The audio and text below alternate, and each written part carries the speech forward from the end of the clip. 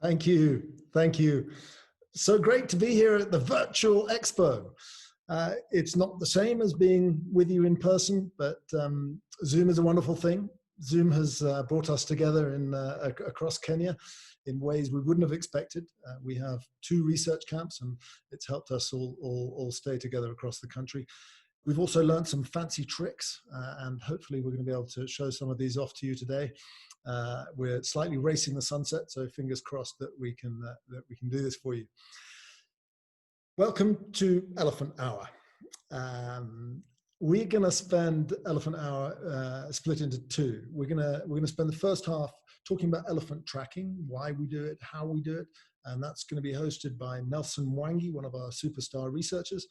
And the second half, we're going to be with Dudu Douglas Hamilton, who's one of our Elephant Crisis Fund project coordinators, another superstar who's going to be talking about the ivory crisis and what the Elephant Crisis Fund is able to do about it. Before we dive into these presentations, we're going to, I'd just like to spend 1 minute talking about Save the Elephants for those of you that don't already know us. We're a research and conservation organization based here in Kenya, set up in 1993 by Dr. Ian Douglas Hamilton, who is the godfather of elephant conservation, if you like. And Ian's actually going to be with us for the Q&A at the end of this talk, so in about half an hour's time. So get some good questions ready for Ian. So what do we do at Save the Elephants? We do 4 main things. We do research, fundamental questions like how do elephants make decisions? How do they see the landscape? What do they even need to survive and to thrive? Human-elephant coexistence. How can we forge a future where humans and elephants can coexist peacefully on an increasingly crowded continent? Thirdly, awareness. Local and global awareness is absolutely critical for the future of elephants. We put a great deal of effort into that. And finally, the Elephant Crisis Fund, which is our attempt to fuel the coalition of extraordinary organizations that exist across the continent of Africa and in Asia to address the ivory crisis. So, Nelson is going to now take us through tracking. Nelson Wangi has been with us since 2016. He came as an intern. He's rapidly risen and he's now a core indispensable part of our team. He's sort of the elephant tracking controller, if you like. We've got hundreds of elephants that we're helping our partners track and tracking ourselves across the continent. They're all sending data into our servers, and Nelson sits in front of a wonderful control screen and administers this tracking program and watches these movements and monitors the alerts. I think that's about all I'm going to say about Nelson. He's a man of great passion and also of great ability, and very much looking forward to his talk. Take it away, Nelson. Thank you, Frank, and hello, everyone. I'm so delighted to be with you here today, and it's such an honor to be representing Save the Elephants at this year's WCN Expo. And as Frank mentioned, my name is Nelson Mwangi, and I work with Save the Elephants as a research assistant, and my job involves observing all elephant movements, and I've been working with ST for the past 4 years, and I started out as an intern, but I'm now a full-time mapping and tracking technician. And my job is quite an interesting job because every morning I get to wake up, and the first thing I do is look at these interesting animals on our tracking system. And that has been the highlight of my 4 years here. And because I get to spend time with these elephants, both virtually behind my computer and also physically out there in the field. And when I talk about our tracking system, I'm talking about Earth Ranger. And I'm going to share my screen here and show you what Earth Ranger is. And so what you're seeing here is Earth Ranger. And Earth Ranger is a cutting-edge technology for protected area management. And it's quite a useful tool. And it was developed by Vulcan with help from STE.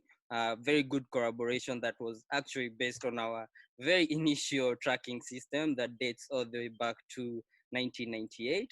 And what you can see here is the distribution of all the animals we are helping track across Africa. And you can see all the various regions we have the colors. And these are callers from our almost 33 partners across Africa. And we are tracking about 7 species. And the key one is the African elephant. And you can see it's distributed all the way to West Africa. So that's the forest elephant, coming to Central Africa, and then almost here to the boundary between South Sudan and the Democratic Republic of Congo.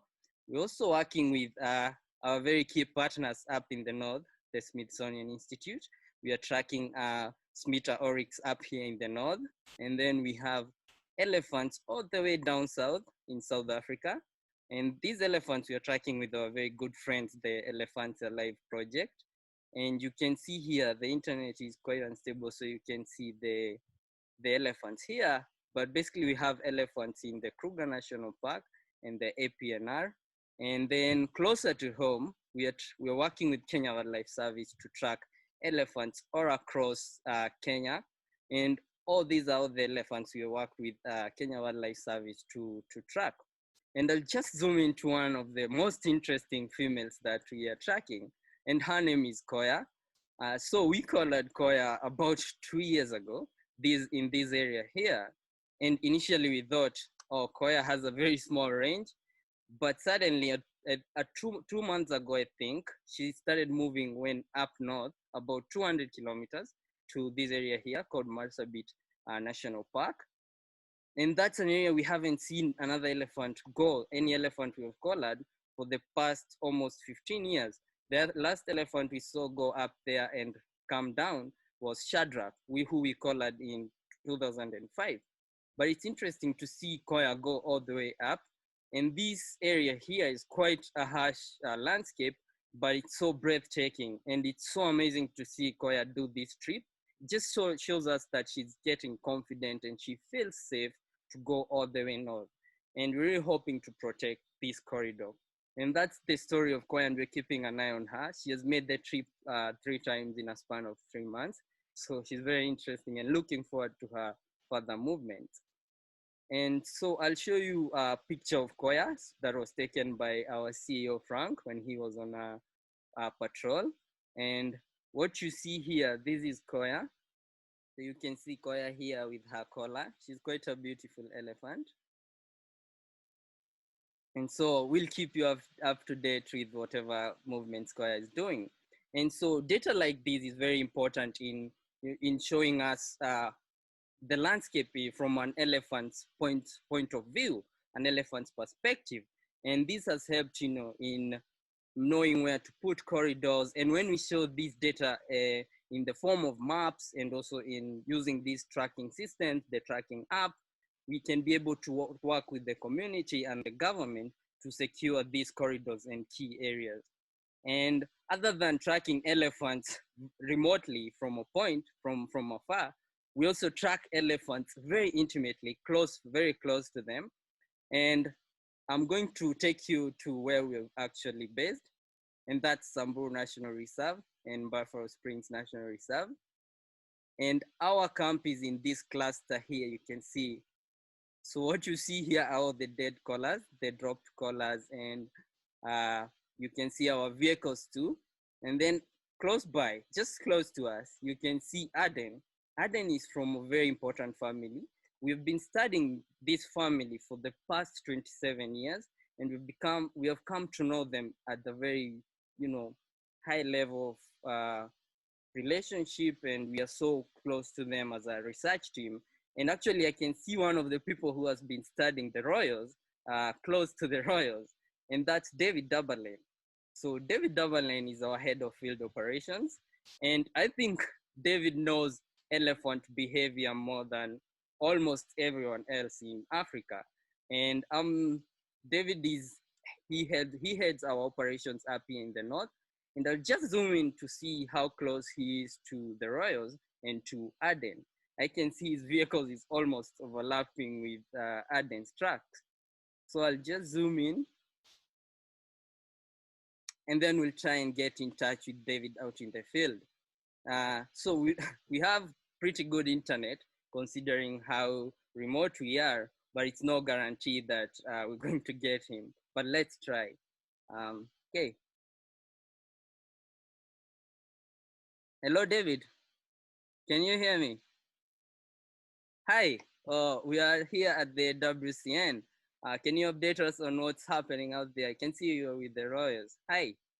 Hi Nelson and hi WCN. I'm really sorry that we're not there, but it's also amazing that we can connect this way. Thank you, Jen, for holding the camera.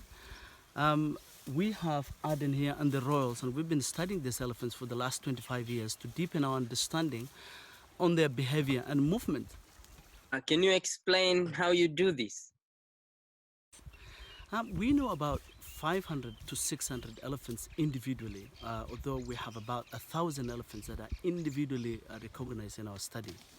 So, for example, adding here the Royals, they're one of our largest group, one of our dominant groups. Easy to tell them because of their pink legs. So, but other elephants will have different features. Like, for example, their ears, the holes in the ears and the necks, and broken tusks, and some are tuskless, and they are all different. For example, I can tell about 500 to 600 elephants individually. Hard that I don't think I can tell 600 people apart, but it's interesting as you study elephant for all these many years, you'll be able to tell. And how does this research help elephants, David? Well, I think elephants need us, particularly this, in this era. So elephants, particularly as Africa is developing or as the world is getting, as development is expanding into their range, elephant need us. So Save the Elephant has been studying elephants for the last 25 years. And once you get, to know their needs, particularly on their movement and on their behavior, then you're able to pull other people to come in.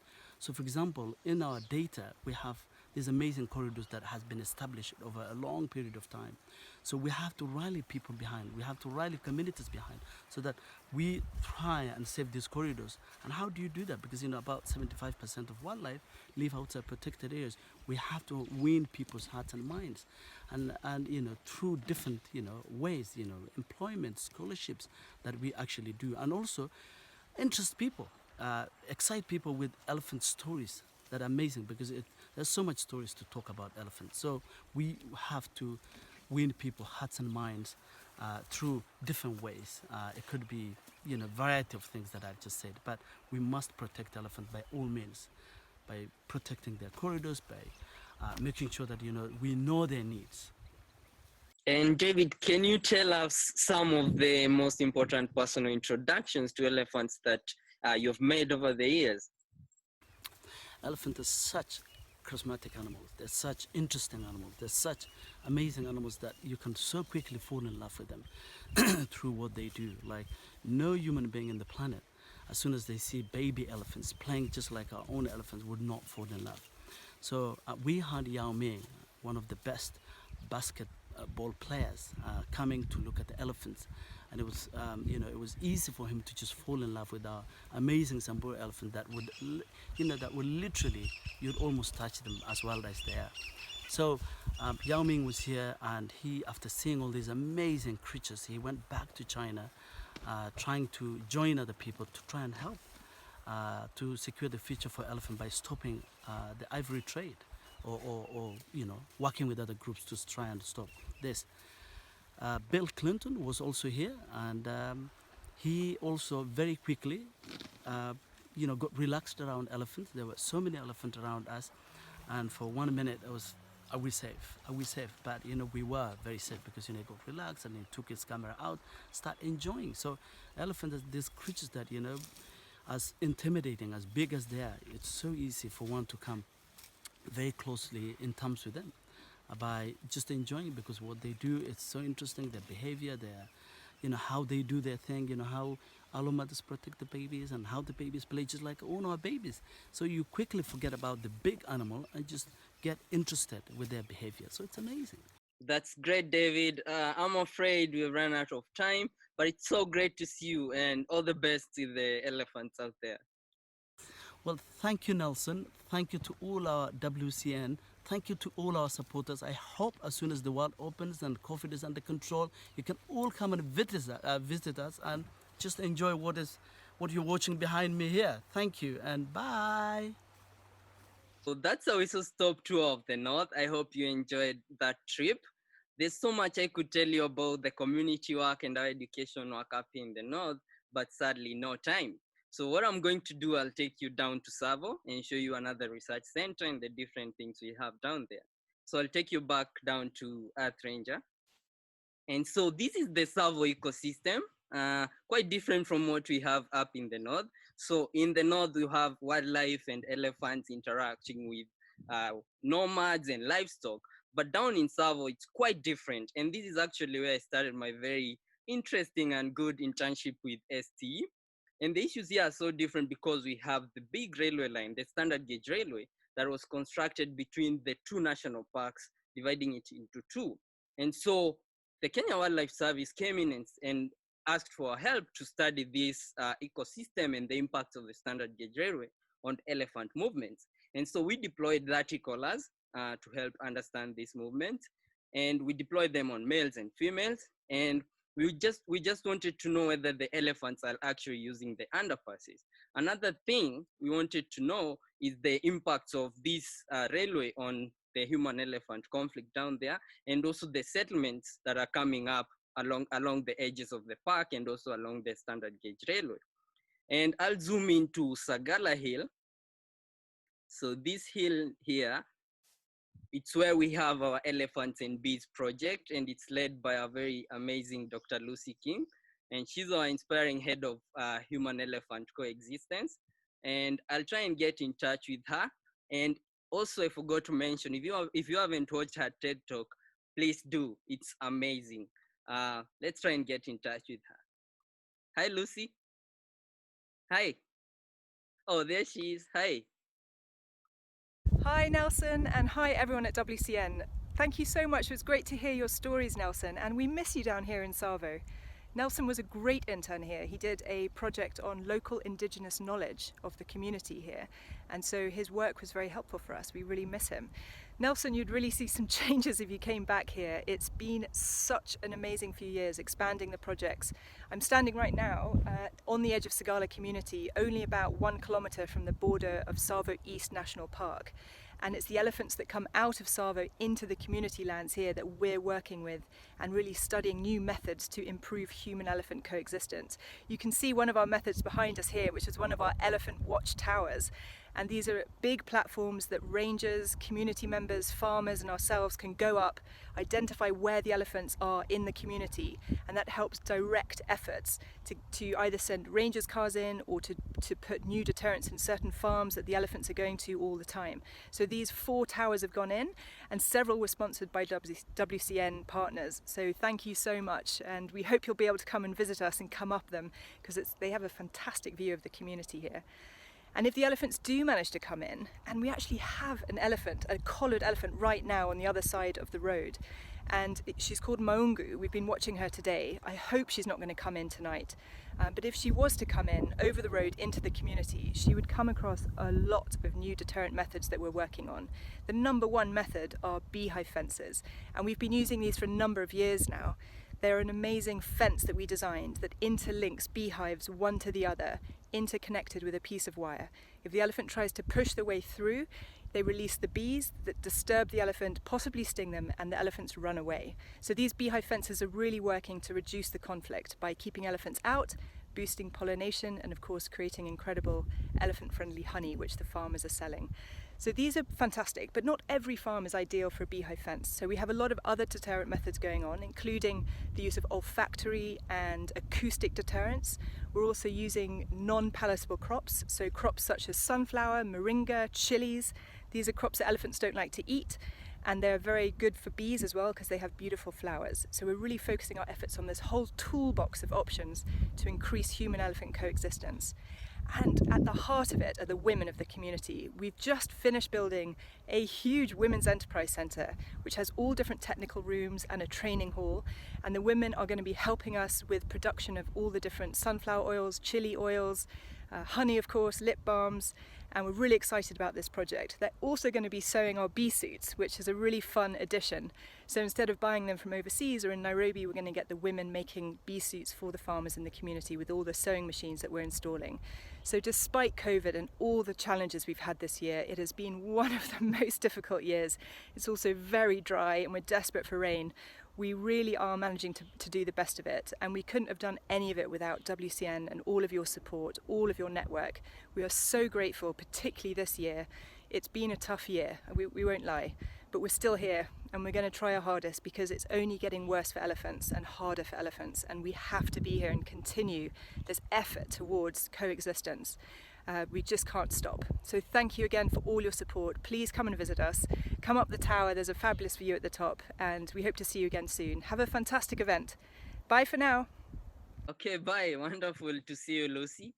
Well, everyone, there we go. We saw stop tour of STA, and I hope I've been able to show you my interesting work and the benefits of our tracking system. And on top of those benefits I've mentioned, we also have other benefits such as the tracking system guiding our anti-poaching efforts, and also the callers sending alerts which can be responded to by this anti-poaching unit. The tracking system also gives elephants a voice, which indicates to us what they need to survive and thrive in this ecosystem and which corridors they use. And some of these corridors are being protected by a group of these very interesting ladies, the Mama Tembos, and they're monitoring our corridors. And that's just one side of the human dimension. Another aspect is the scholarship program. So we are sponsoring over 200 kids to secondary school and beyond. And this has been very important because that's something that the community cannot forget about the work we do here. And I'm actually one of the key examples of the scholarship program. I was supposed to start my PhD in CSU, but thanks to COVID, I'm stuck here. It's not the worst place to be stuck in because I get to study with elephants. And I hope to join CSU when COVID allows. And actually, all this work could not be possible without your help and your support. So you have helped us establish a very strong connection to nature. And we really thank you for all the work and funding and you've been doing. And thank you all.